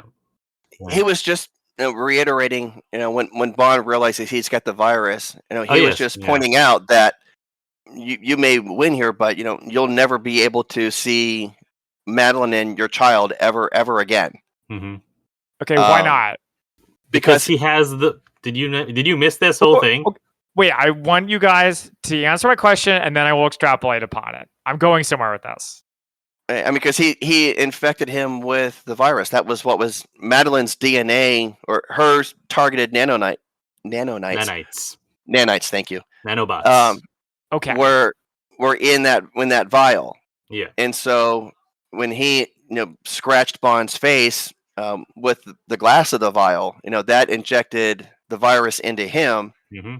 Not only can he not touch either one of them, he can't touch anybody that would ever come in contact with him. Or any person in a person, or you're just basically, there's no way. Okay, so I did pick up on that. Thank you. Mm-hmm. But so later when James Bond dies, spoiler alert, James Bond dies at the end of this movie, I thought it was going to be like a fake death. That he was like, I need to fake my death so Madeline can move on because I know we can never be together and it would be easier if she thinks I was dead. No. What do you mean no? That's a perfectly reasonable way for the movie to end. No, because this is not how they chose to do it. Literally, the way that this thing works, he literally can't go anywhere because then it could get to them.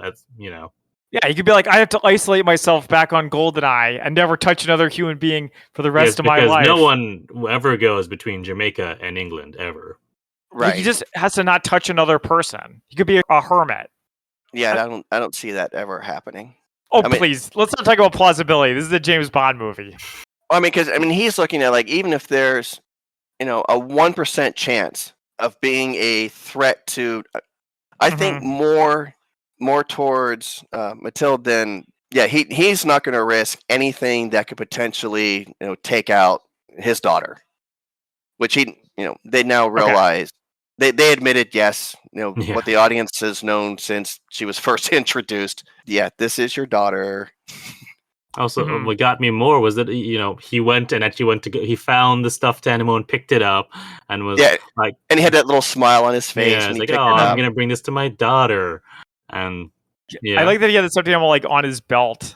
Yeah, he didn't go back with the intention of either dying or sacrificing himself. He went back purely for closure. So he flashback to the beginning.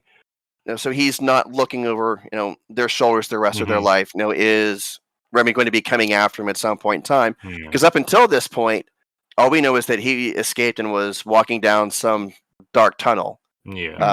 So that's why he went back to finish it, and it had to be him to do it. It couldn't have been Naomi.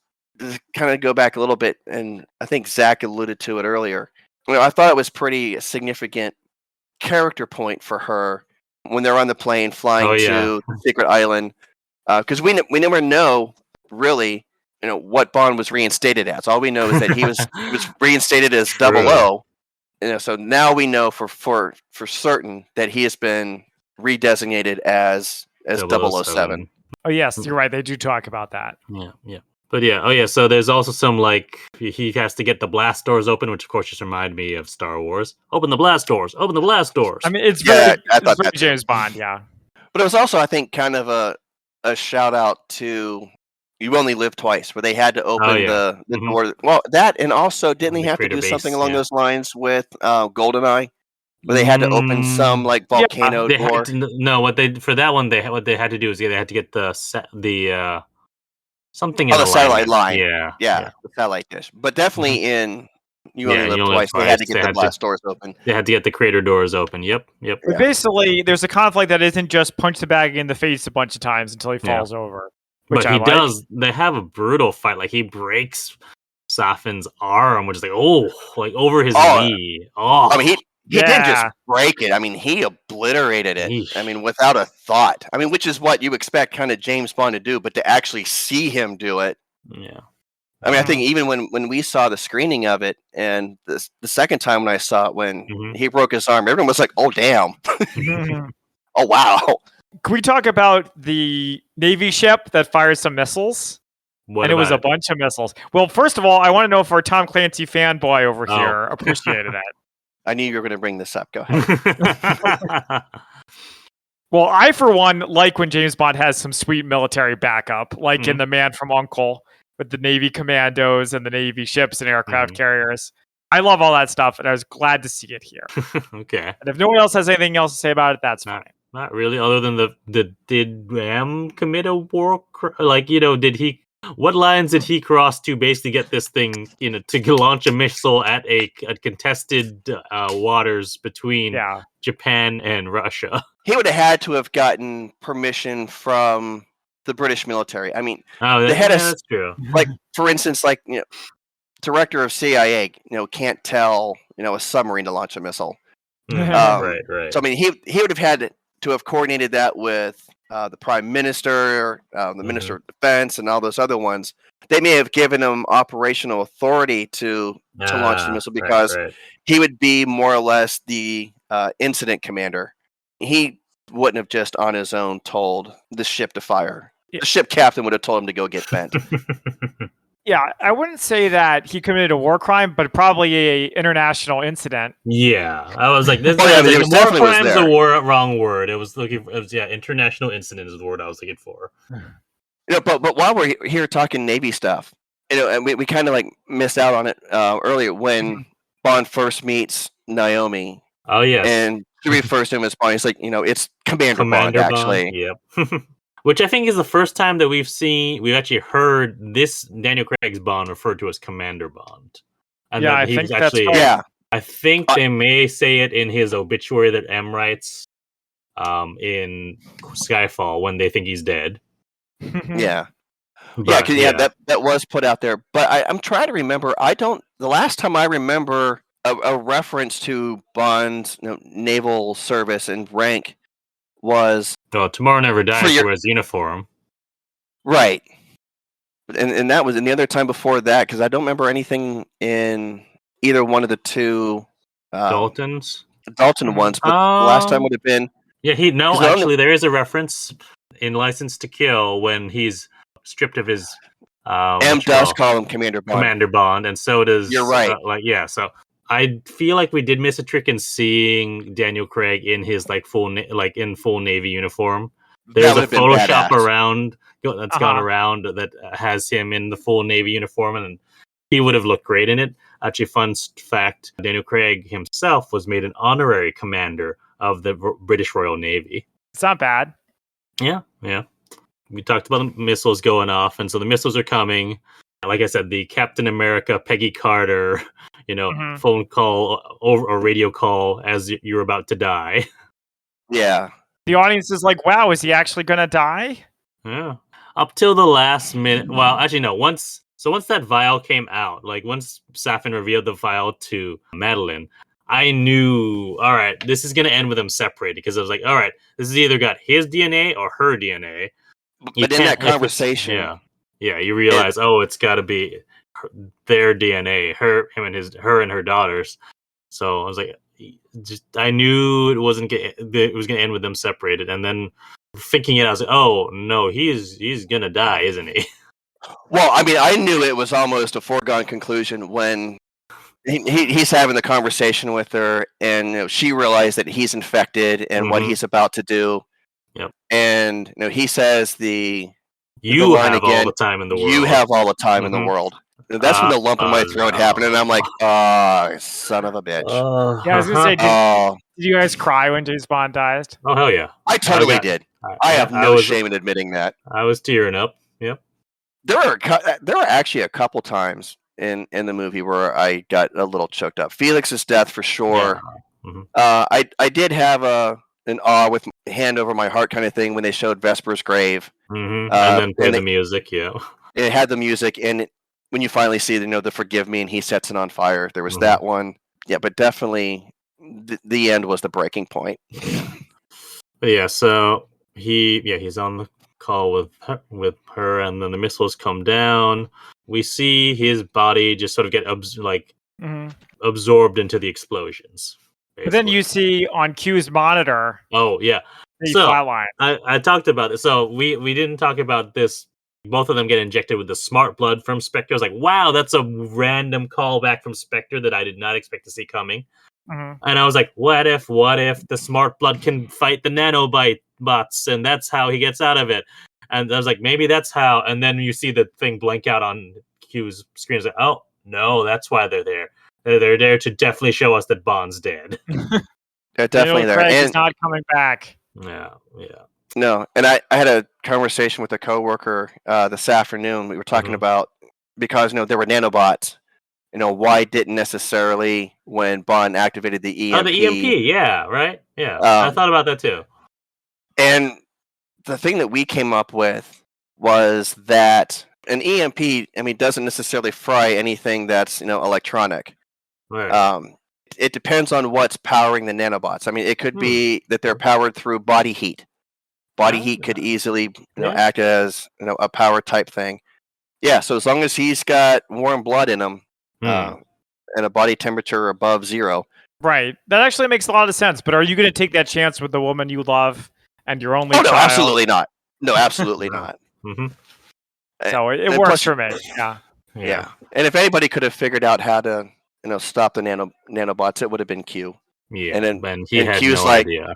And it was almost a good Q moment when Bond is like, hey, can you put me on the call with Madeline? And Q's like, oh my God, I'm so sorry. I should have thought of that. Here you go. Mm-hmm. It was definitely a different Q than when we first met him. Yeah. Did we first meet him in Skyfall? Yep. As in, the relationship between the two of them was different, grown. Yeah. We go back to MI6 where M, Q, Moneypenny, and Nomi are having a drink in Bond's honor, and they read the passage from. Yeah, they were drinking just like Bond would have done. Yeah, and they did it in the right style. They were surrounding a table, and they had the one little round table with the shot glass that it was meant to be for Bond, and they read the passage where, as Christian accurately pointed out, where have we seen this before? Let's wait. It was some other James Bond movie. No, it's in the obituary. In You Only Live Twice. There's a lot of You Only Live Twice novel references in this movie, and in that they also think that Bond's dead. Well, but in that case he's not. But I should have written it down. 1 second, I'll get it. I just know when it's over, they say goodbye, Bond, or something like that. Oh, yeah, the function of man is to live, not to exist. I shall not waste my days trying to prolong them. I shall use my time. Yeah. And if there's anybody that's used their time, you could arguably say it was James Bond. James Bond, yeah. But that's not where this movie ends. We end with Mathilde and Madeline in the car. So I need to watch this again to see if I can notice if this is the Living Daylights car or if they actually use the On Her Majesty's Secret Service car. I think it's On Her Majesty's Secret Service car. So it's a DBS? I think so. Oh. So they're driving along the coast and have Madeline turn to Mathilde and say, I'm going to tell you the story of a man. His name was Bond, James Bond. And I did not expect the Louis Armstrong all the time in the world. Like, not just the hint of it we had before, but like full on. Makes me wonder, Zach, for someone who doesn't know On Her Majesty's Secret Service, how did that hit? What did you think of that? I was like, oh yeah, they said it before. That's cute. That's it. I tell you the truth here, Christian. I don't softball it. Who, remember On Her Majesty's, it hit me like a ton of bricks. I was not expecting that. And when they played it, it was like, oh, wow. Yeah, no, that hits me right there. What about you, Lance? Yeah. I'm glad it worked so well for you guys. I know that me and Lance waited until the end of the movie just to see if they would have usually at the end of not even at the end of the movie, sometimes even just the end of the credits before even you get to all the technical stuff, you'll have the James Bond will return. They held this until the very last frame. And I actually thought it was poignant that they didn't just say Bond will return. But James Bond will return. I mean, it's always been James Bond will return in. Actually, it's kind of funny because now kids growing up remember that from Marvel movies, and Marvel stole that from James Bond. Yeah. Wait, I'm sorry. So at the end of the credits of this movie, it said James Bond will return? Yes. Yep. Oh, that's at the very last possible moment too. Yeah, like after like the copyright date had gone by and the screen goes black and there's no more music. And I turned to Lance. I was like, "Wait, are they not gonna? They're not gonna put it in?" And as soon as you said it, poof, there it was. Yeah. So I find it kind of funny, and also almost in a weird parallel that for all of the movies up until GoldenEye, or no, until not GoldenEye, until The View to a Kill, they said what the next movie would be. Like they would say, at the end of Doctor No, they say James Bond will return in From Russia with Love. Yeah. Sometimes they got it wrong, like they switched around movies, and the movie thought that we were going to come out with ended up not happening. And the Avengers or Marvel movies, they did that too for a while. Like they would say, Iron Man will return in Iron Man 2, but now it's just whoever will return, just like the James Bond movies. They don't say what they'll return in. Yeah, they don't want to make any promises. Yeah. Or I mean, probably, at least back then, they had the Ian Fleming they had books all to the go novels by. that they could pull from. Yeah. They're going to have to pretty much start over from scratch. They're going to have, obviously a new actor to play Bond. Yeah. How are they going to do it? Are they just going to do like they did with Daniel Craig and have a complete retooling of Bond? I feel like it's got to be. Yeah. I agree. It has to. Because I think the way that with Daniel Craig's Bond, each movie could be, maybe with the exception of this one, each movie could be a good standalone. They're all connected. And I would actually like to see them continue that on with the next set of Bond films. Yeah, I think maybe with a bit more planning. Yeah. Oh, you know All what? There was one shout out that we did miss. Oh, we didn't talk about the M portraits, did we? Exactly. Oh, you knew exactly where I was going. I noticed those. Did you notice? How many did you notice? I saw the Robert Brown and I saw the Judi Dench, but I have not been back for a second screen, so I have not been able to see if there is a Bernard Lee one. Is there? I looked for it and I didn't see it, but that one they prominently showed Judi Dench's. Yeah. And the other one, I mean, it was only there for a second, but there's another painting next to it, and I didn't get a chance to see what that painting was. So that it might very have been well a Bernard could be. Lee, probably. So I know there's a big Omega store in London, and they have like a setup where they have the actual portraits that were used in filming, and they have the Bernard Lee there as well as the Robert Brown, who was nice. Zach, you'll remember, is the M for Timothy Dalton. Yeah. So the ones from the movie they have in the store? This movie? Yeah. Cool. I think the fact that there are separate portraits settles a long debate, even though it's a weird timeline continuity thing, because this is a separate time continuity, that those two M's, the Bernard Lee and Robert Brown, are two separate M's. Yes. It's also been a debate on whether, because Robert Brown had appeared, I think in Spy Who Loved Me, as a different character who was an admiral. So people were wondering, did Bernard Lee's M retire, and then that admiral became the new M? And so the fact that they have separate portrait kind of lends credence to that, except for the fact that it's an entirely different timeline and that all didn't happen. Well, maybe not all of it. Maybe some of it did. These guys just could have happened differently. Yeah. But I love that there's a shout out to the Robert Brown M, who usually gets no love. Like Bernard Lee's M I think he got a portrait in the Scottish castle in War Is Not Enough. Or it's in M's office. One of the two. You see a portrait of him. And I wonder if that's the same portrait that they've reused. But anyway, so that's the end of the movie. I don't have any spy fact versus fiction. And I do. I have a little bit. All right. Okay. Yeah. So I Googled what happens when you shoot an icy lake with a gun. Does the bullet travel through the ice and free whoever is trapped under the ice beneath it? And so this led me to an article that I unfortunately am having trouble finding again, which in turn led to an Instagram. So I apologize. I don't know who did this. Please Google it. You'll find it, of these guys firing a handgun, not a giant gun that Rami Malek did in the movie. And the bullet ricochets off the ice and then starts spinning like a top on it, which is very unusual. I don't know a lot about guns. I've never seen that before. So needless to say, I don't think it would work. Well, it would depend on how thick the ice is. Yeah. Right. But presumably it has to be thick enough that you can stand on it. But it was thin enough that she fell through it. Yeah. It was pretty transparent when he sees her, so the ice can't be that thick. Because otherwise, just by mere light spectrum, and sciencey stuff, she wouldn't have actually been where she would have been. Mhm. So, by him shooting the ice like that, he could have actually inadvertently shot her if it was too thick and it went through. Very risky. It's almost like it's a movie. I feel like I saw in Mythbusters that once bullets hit the water, basically they lose all velocity, and that is true. Yeah, it's only in the movies do they can actually continue on with the same speed.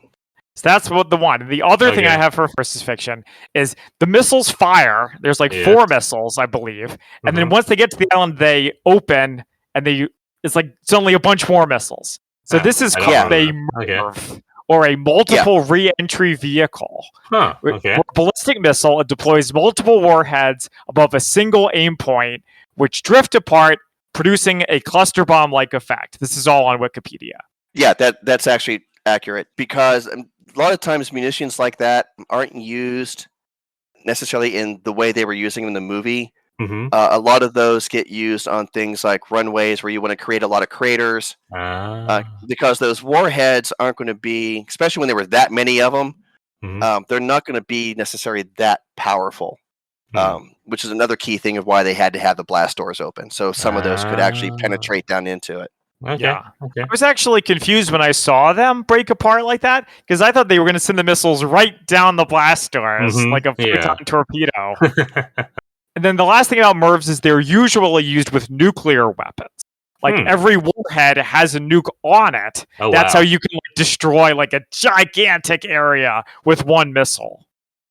No, right, Lance? Well, for MIRVs, that's true, because and the re-entry part is where that comes in, because when you launch nuclear missiles, especially out of silos, they do go exo-atmosphere and then come back in. I think it'd be more accurate to refer to them as cluster munitions. Because that's what they would be. They would just open up and a whole cluster of them just fall to do whatever they do. Yep. So that is it for Spy Fact versus Fiction. All right. Did anyone have any favorite quotes? I had one. The only quote that stood out to me that I still remember when the movie was over was Bond says to Felix, "Where'd you pick up the Book of Mormon over there?" That was good. Yeah. Yeah, that was good. Which I was kind of amazed that James Bond knew what the Book of Mormon was, but maybe I shouldn't be surprised. So I think we talked about this on our James Bond draft episode, that Phoebe Waller-Bridge did a polish of the script, and I feel like that's got to be a Phoebe Waller-Bridge edition. Yeah, I could see that. Yeah. For me, the quotes, all the references to all the time, we have all the time in the world, definitely got me. And I think I mentioned before that the I don't remember the exact quote of what it was, but my aren't you thirsty to M. I actually have 3. We already talked about one, and that's when Bond crushes Ash with the car, and he says, I already have a brother, and his name was Felix Leiter. And that's when, he gets crushed. That was a good one for me. The other one, sticking with the sentimental side, was when, towards the end, when Bond's waiting for the missiles to come in, and he's talking to Lea Seydoux, and he says something to the effect of, he's talking about Matilda. He's like, "No, I've never seen anything more beautiful, and she's beautiful because she came from you." I was like, "Oh, that's touching." But probably my ultimate favorite line, because it's one of my favorite and probably most used phrases, and I mentioned it earlier, when M does the "oh, for fuck's sake." I mean, I smiled, I giggled, I did like a silent fist bump to myself in the theater. So yeah, that's probably my favorite line. So I have one more, and we didn't talk about it. The only time that Craig delivers to James Bond line is when he's going to the security desk at MI6, and his name Bond, and the guy looks up and questioningly is like, "James Bond." There's a slight question mark at the end of it. Hilarious, and I loved it. And I like the look of when the security guard had the recognition of the name when he put it in the computer, and he was just like, "Oh." Yeah. It was in the trailers, but it was still quite good. Yeah. All right, now it's time for our ratings on a scale of 1 to 10 martinis, 1 being The Avengers 1998 and 10 being a hypothetical, amazing, great spy movie. How would we rate No Time to Die? Lance, is our guest. Would you like to go first? Sure. I would definitely have to say that this is definitely one of my more favorite Bonds. I still think, Casino Royale edges it out a little bit, but I think it did bump On Her Majesty's Secret Service down to number 3 for me. Ooh, wow. I know. And mainly because there's so many references to it. But I would say it's probably my second favorite Bond. Right. I thought the cast was amazing. The plot was good. Do kind of wish they had flushed Rami Malek's character out just a little bit more. Mm-hmm. And I have to give him total props first, because like I was telling Christian at the screening, my fear was that I would go see this movie and all I would see is James Bond versus Freddie Mercury. Like they would break out into Bohemian Rhapsody at some point. I thought he played that character exceedingly well. Bond definitely cemented his position as my favorite Bond. I'm going to go with 9.5 out of 10 martinis for me. Ooh, that may be the highest that anyone has given a movie on the Spy-Fi guys. So it's practically a perfect movie for you, Lance. I would say so. Like I said, just a couple small things, like Rami Malek's character being fleshed out, but I think you and I were talking offline a little bit. It's a 2-hour and 43-minute movie. You can only do so much. All right, Zach. Okay, well, the usual caveat that I am not the James Bond fanboy that you guys are. That being said, I thought this was good. I would put it second only to Casino Royale of the Daniel Craig era. All right. The action was great. The scenery was amazing. However, it was too long. The villain I thought was pretty bad. And a lot of the emotional relationship stuff with him and Madeline didn't get me the way that it got you guys. So I would say that it is good. I will give it 7 out of 10 martinis. Okay, that's from you. That's still pretty respectable. That's pretty good. I liked it on the whole, yes, but it was all right. It did have some issues, yeah.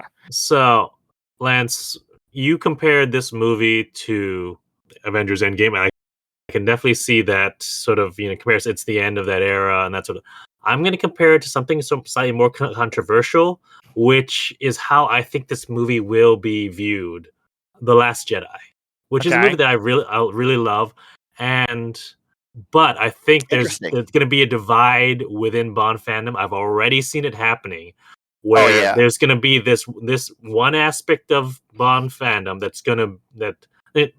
there will be people who legitimately don't like the film, but there'll be one subsect that is going to be, no, you killed my hero. How can you do that? Also, you put this, you replaced him with a woman and a black woman, and I don't like that. And so there'll be that one aspect of the fandom that will brush up against it and hate it because of that. Whereas you'll have other people who will love it. And then you'll have people who have legitimate concerns with it and just don't like it. So I think it'll be as divisive as The Last Jedi. From my personal feelings, I really love the film. It's what did we say? It's 2 hours 40 something. That's right. 2:43. For me, it never felt its length. It didn't. Either time I saw it, for me, I agree. It flew. Every time that you thought, okay, it's slowing down a little bit, something else would come to pick it up.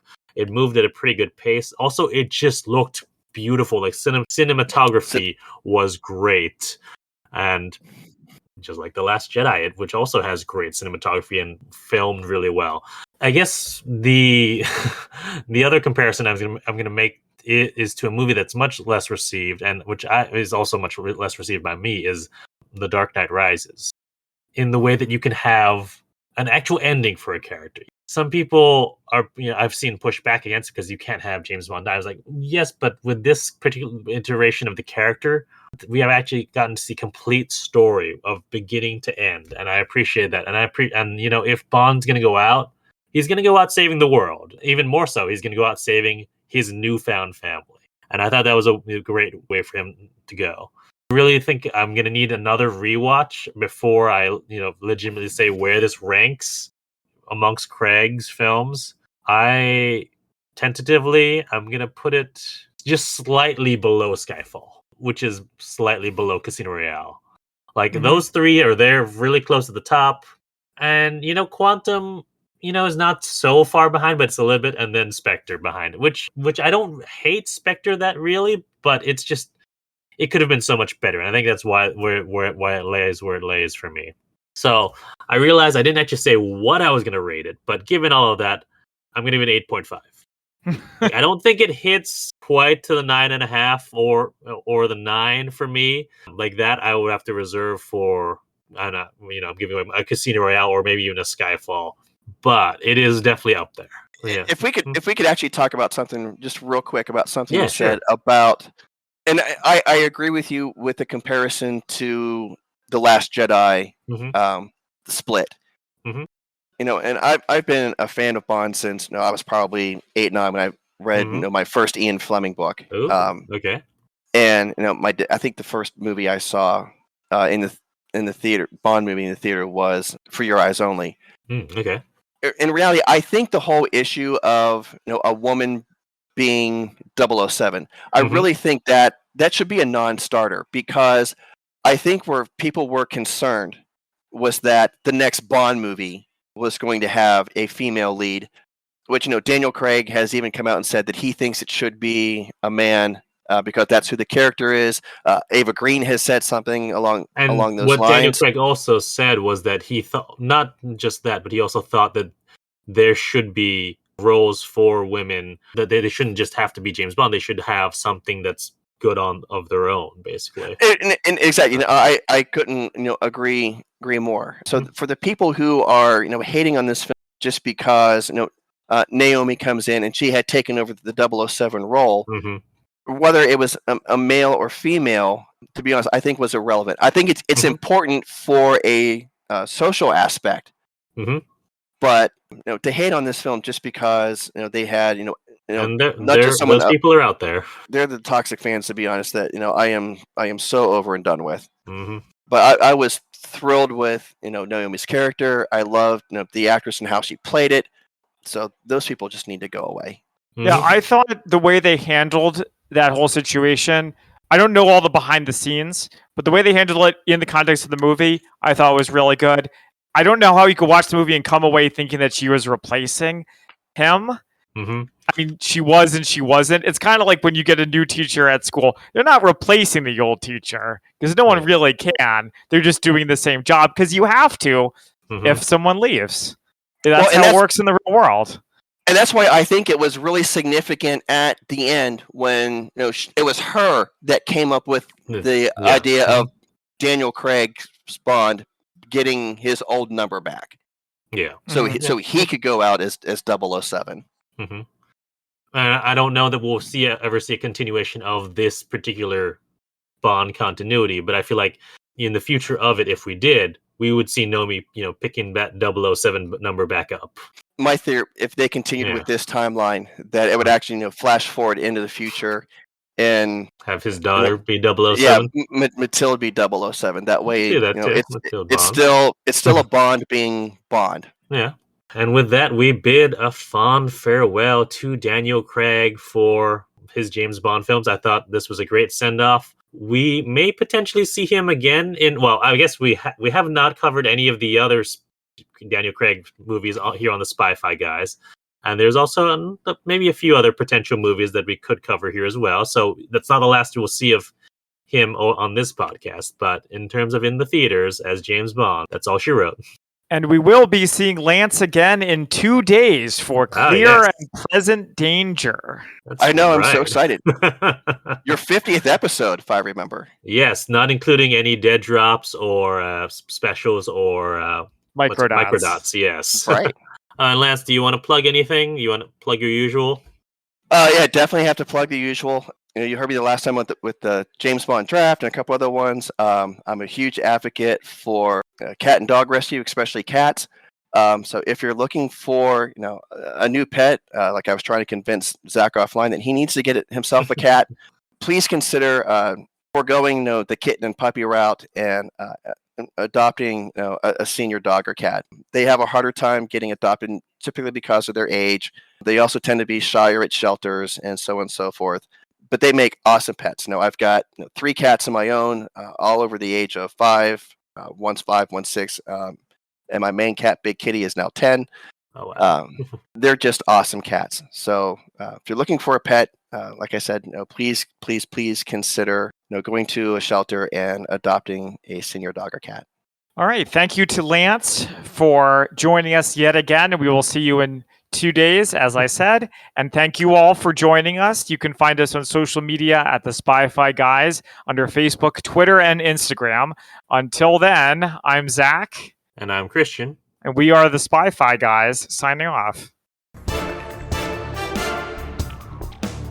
Thank you for listening to the Spy-Fi Guys. If you enjoyed our podcast, please be sure to give us a 5-star rating on iTunes. The theme song from this podcast is Mistake the Getaway by Kevin MacLeod from Incompetech.com. Licensed under Creative Commons by Attribution 3.0. Films, books, and television shows reviewed by our podcast are the intellectual property of their respective copyright holders, and no infringement is intended.